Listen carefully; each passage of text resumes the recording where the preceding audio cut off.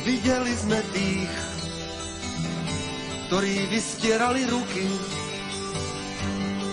mali ich prázdne a ešte bola tma.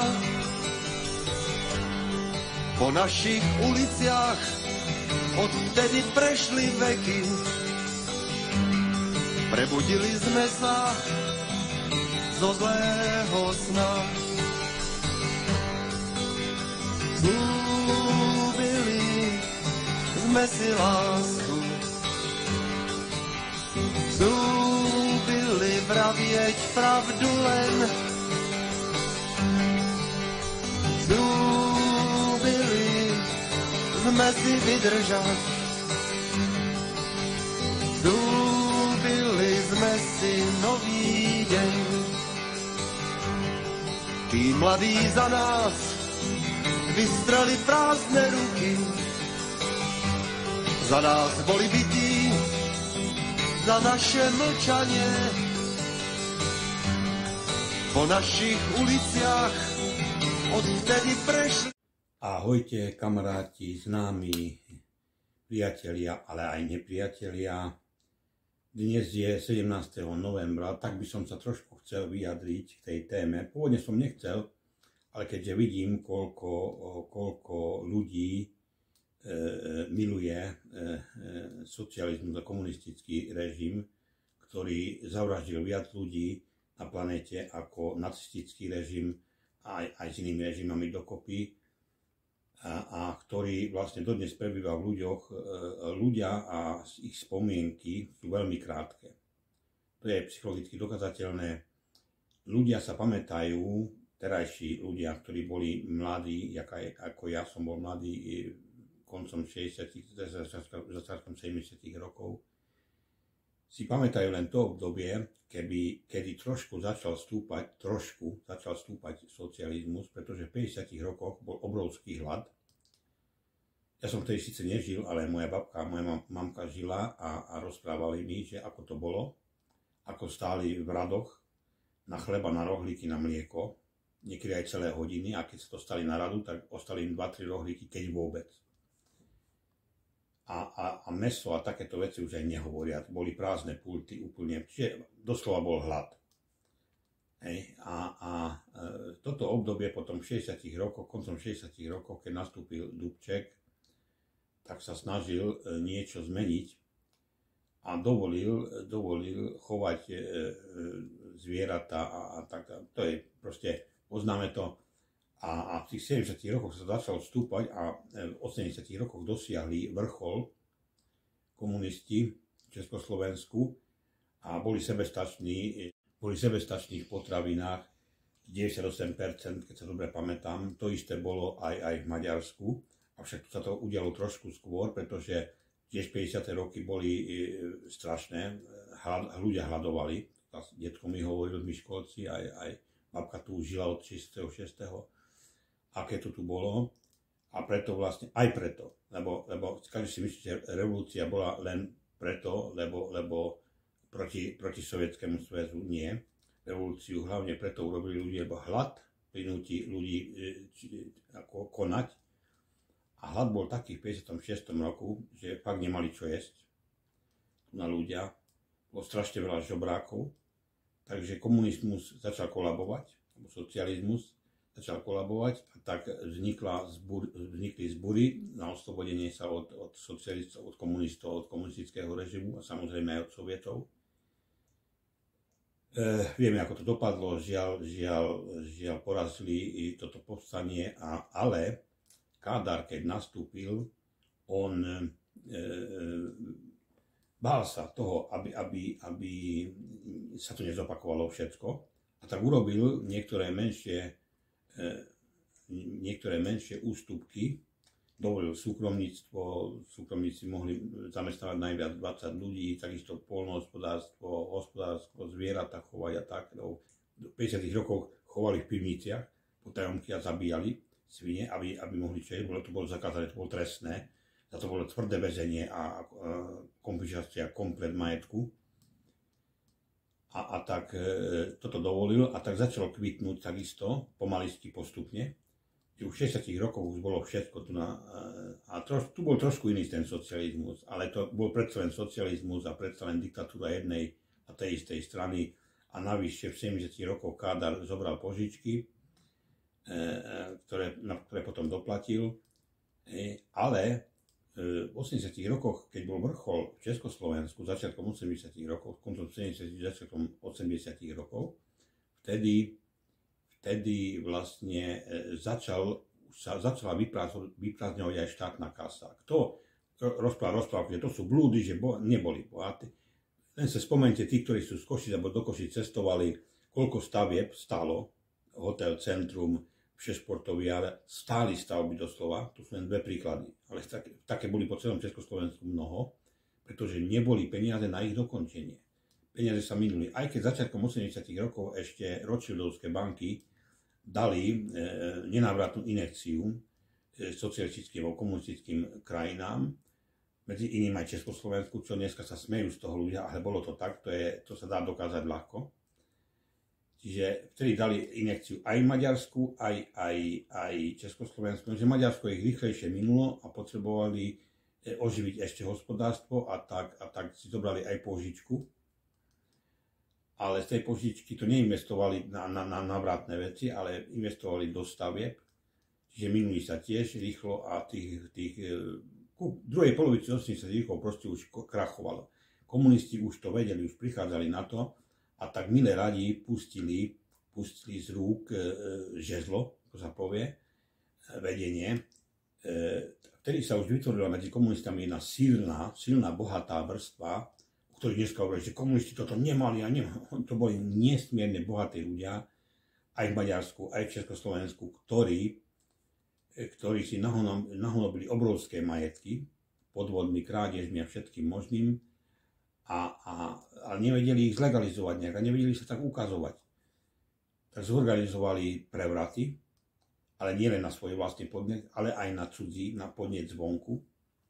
Lebo vo svete stále existuje téza a antitéza. To nie je nič nové, to nebolo len za komunizmu, to bolo aj v starých dobách. Čiže vznikla téza a antitéza a nakoniec musí z toho vzniknúť syntéza. Tieto diktatúry alebo ideológie vymysleli onoho času vyšli z pera jezuitov, ktorí ovládajú prakticky celý tento svet, aj keď si mnoho ľudí myslí, že Židia ovládajú, to nie je pravda. To je klamstvo, to oni vlastne ukazujú. Áno, oni majú bankovníctvo v ruke, čo je dosť viditeľná vec, ale všetky ostatné sektory každý národ má svoj sektor. Hej. A to bankovníctvo je dosť viditeľné, ale oni to už vedia hodiť všetko na Židov a toto chcú, aby tomu ľudia verili, lebo jezuiti zo všetkého najviac nenávidia Židov. Tak ako aj nacisti boli vlastne úplným produktom jezuitov, isto aj komunisti boli téza, antitéza tam bola. Téza urobili tézu, to boli komunisti a antitézu urobili fašistov. Ale v podstate princíp bol úplne stejnaký.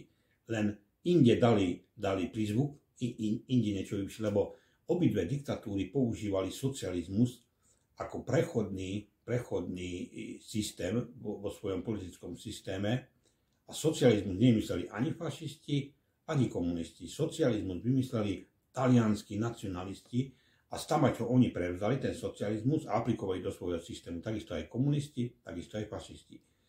Čiže keď toto zoberieme, že všetko bolo potravenie, každý mal bývanie, každý mal prácu, áno, to robili aj fašisti. Aj za fašizmu mali všetko, čo je z ľudia, mali prácu, mali bývanie, takisto aj za komunizmu, aj za socializmu v Československu a všade inde, až na menšie výnimky.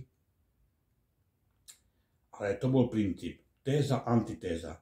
To isté bolo potom vo svete, keď keď zorganizovalo EŠTB v Československu pád socializmu, pretože to si myslí, že socializmus by dobrovoľne padol len tak, keby niekto sa zorganizoval nejaký protesty, štrajky, určite by sa to nebolo stalo. Ale preto sa to stalo, pretože oni to dovolili všetko. Oni to dovolili, a to bolo riadené z inokadia.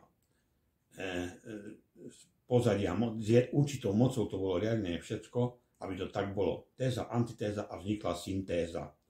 spojil sa východ so západom. V starých dobách to bolo, predtým, keď bolo kresťanstvo dominujúce vo svete, aj politicko-náboženský systém stredoveku, nemal žiadnu skutočnú, vlastne žiadneho oponenta nemal vo svete. A ľudia už videli, že sa niečo deje s ľuďmi, tak vtedy jeden jezuita mal dcéru, ktorá žila v Arábii, a bol tam jeden veľmi známy človečik, sa volal Mohamed. Bol veľmi ambiciózny, vedel zorganizovať veci, aj útoky proti kresťanom alebo proti templárom. To boli tiež takí finanční majstri vtedajšej doby. A vlastne, ale on nemal peniaze. Mal 25 rokov. A dcéra tohto známeho jezuitu mala 40 rokov a veľa peňazí. Tak to je tak, zobral si ju, stal sa bohatým a oni vlastne sfinancovali jeho vojny. A teraz poviete, prečo to urobili? Veď kresťania. Oni veľmi dobre vedeli, prečo to urobili. Oni potrebovali antitézu. Oni potrebovali antitézu, ktorá bude oponovať vo svete, aby ľudia mali pocit, že voči niečomu môžu bojovať. Ale v skutočnosti tá antitéza, ten islám jezuiti vytvorili, aby bola téza, antitéza. Tomu som už viackrát hovoril vo videách svojich a toto vlastne bude vrcholiť teraz v novom svetovom poriadku, lebo ten islám bude hrať veľmi dôležitú úlohu v spojení týchto dvoch síl, tak ako sa spojili socializmus so západom. Takisto sa islám spojí s úvodzovkách kresťanskou Európou. Čiže toto sa stalo v starých dobách, ale aj v novších dobách. A toto sa deje stále dookola. Ale vráťme sa trošku k poslednej globálnej moci, ktorá sa formuje už teraz, tzv. Kresťanský nacionalisti, ktorí vlastne vyhrali už v Amerike voľby, Trump. To sú tie pravicové sily, kresťanskí nacionalisti, ktorí pomaly nastúpia na moc, ktorí vytvorili riadenú opozíciu ľavicových komunistov, ktorí vytvorili takú atmosféru na celom svete, aby ľudia sa hnevali na nich, aby mládež by bola skazená, aby všetko bolo tak skazené, a to začne liesť na nervy tým ľuďom a ľudia začnú proti tomu sa búriť a postupne, nielen v Amerike, postupne všade vyhrajú kresťanskí nacionalisti a vlastne oni vytvoria potom ten nový svetový poriadok, ktorý bude mať jedného duchovného vodcu, bude to nábožensko-politický systém a bude to vlastne novodobý socializmus, komunizmus. Doslova zo socializmu teraz bude vznikať komunizmus, pretože Klaus Schwab, predseda Svetového ekonomického fóra, treba si nájsť jeho stránky, čo tam povedal. On povedal, že nikto nebude vlastniť nič a všetci budú šťastní. Znovu sa budú konfiškovať majetky, pekne sa tomu hovorí, znárodňovať majetky, preto aj do požičkového nahnali všetkých, alebo veľa ľudí nahnali do požičiek a vyriešili to takým spôsobom, že vlastne bude konfiškácia alebo znárodňovanie majetkov a ľudia budú prenajímať mať byty, domy, auta, dokonca auta budú mať a zlikvidujú, zničia hotovosť a zavedú virtuálne peniaze a tak budú môcť kontrolovať každú transakciu a všetko v spoločnosti. A vlastne teraz vznikne taký, aj keď veľa si myslí, že fašizmus, nie. To bude novodobý komunizmus, to bude socializmus, to bude vrchol socializmu, vlastne bol cieľ, predtým socializmus bol dosiahnutie komunizmu. A takto teraz sa to naplní vlastne. Našťastie nebude až tak dlhú životnosť mať tento systém. Nepodarí sa mu, bude to vlastne pokus o vytvorenie novej rímskej ríši, tak ako to bolo kedysi, ako to chcel Napoleon, ako to chcel Hitler. Nevyšlo im to nakoniec, ale pár rokov vládli a utláčali a urobili veľké svinstva. To isté sa stane teraz. Čiže priatelia, kamaráti, známi aj nepriatelia, môžete si myslieť, čo chcete. Za chvíľu to uvidíte. Žiaľ, aj Biblia nám hovorí, že väčšina ľudí tomu bude tlieskať. Tak ako za socializmu väčšina ľudí tlieskalo a hlavne kto to bol chudobný. Chudobní ľudia, ktorí nemali nič, tí boli šťastní, že konfiškovali súkromné majetky ľuďom, ale ktorí chudobní ľudia? Takzvaný lumper proletariát, to bol. Môj detko bol známy továrnik v Košiciach a prvý, kto zdvihol zbraň a strieľal mu aj do okien, bol človečik, ktorý u neho pracoval a 8 rokov asi, hovorila babka, a stále ho chcel prepustiť, vyhodiť, pretože nechodil do práce. Mal plno detí doma a jeho žena stále sa chodila modliť priamo ku vlastníkovi továrniku, môjmu detkovi, aby ho nevyhodil, lebo že má veľa detí, čo budú robiť. Tak stále sa zľutoval nad ním, stále ho prijal. A tento človečik potom nakoniec chytil ako prvý zbraň a obliekol uniformu ľudových milícií na seba. Čiže takíto ľudia, a veľa príbehov som počúval o ľuďoch od sedliakov aj barci, ktorým zobrali, konfiškovali komunisti jednu kravičku, jednu svinu, jednu kozu, že boli to chudobní a chceli ich zastreliť. A povedali, že mu znásilnia dceru a ženu, keď nedá dobrovoľne. Chodili v takých pufajkách, kožených kabátoch a zakladali družstva. Samozrejme, že to nebolo dobrovoľne. Väčšina ľudí nechcela odovzdať, ale tvrdo makala, ale taký kontingent vymysleli, že to sa nedalo sa platiť, museli schovávať veci a potom, keď im to našli, im to skonfiškovali. Proste boli to strašné doby. Tieto doby sa vrátia onedlho, avšak budú to mať premyslenie, ľahšie to budú robiť. Ako som povedal, väčšina ľudí tomu bude pomáhať. Tam píše Biblia taký známy verš v zjavení Jána, že dostanú znamenie na čelo a na pravú ruku. Znamenie šelmy.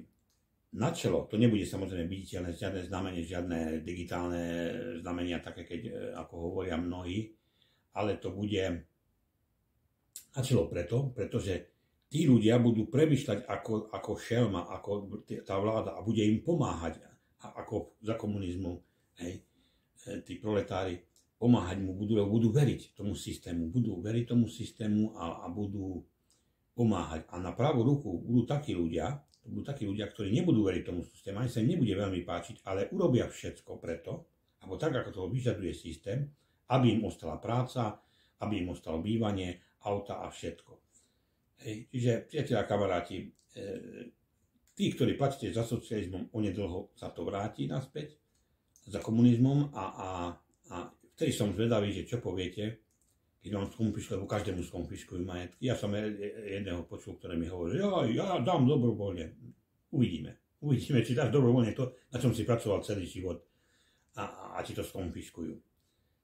Nebolo to také dobrovoľné ani vtedy, mnohí sa burili proti tomu, ale žiaľ, komunisti zaverali do väzenia, to bol ten lepší prípad, niektorým sa podarilo utiec a niektorých priamo zastrelili a znásilnili ženy, deti.